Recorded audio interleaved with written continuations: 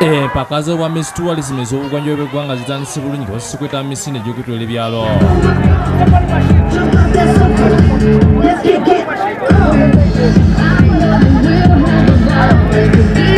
Twine Bishop naza kuteereza omugisha mwirukanjeje abaana mwebare kwija emisinde gino giyitabira mu bannalulungi bonna ab'ebitundu eby'enjawulo n'omuddusi w'eggwanga Oweri Jackson Kipropo nga yabadde omuddusi omukulu.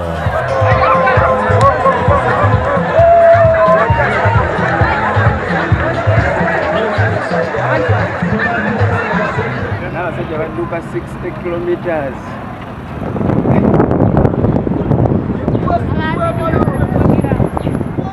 Olwo abakungadde ku ssimu lya Mbalhayi abadde omukulu okugaba ebirabo ebyabawanguzi. This is second runners up, Miss Tourism Buganda. Okamu kwanjira bannalulungi ekitutu ekigwiriddemu nekiyita wakusatiro.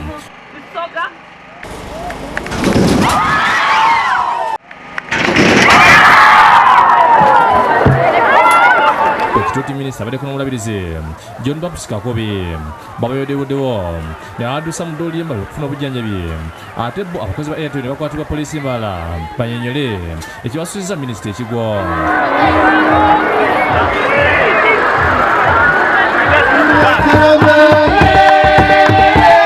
Kyokuluvannyuma minisita yeyongeddeeko abalo okunoonya nalulungi bw'ekigeze mu mpaka ezaateekeddwa ku White Horse Inn.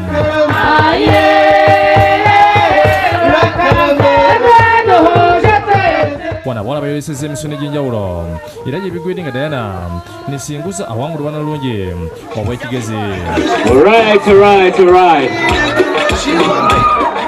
And the winner is number 8.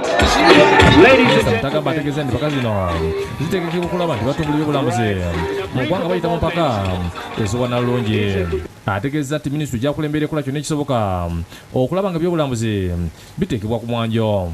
Julius Kafuluma ne Ali Wasu bakusakidde kuli ino Lwabukedde TV.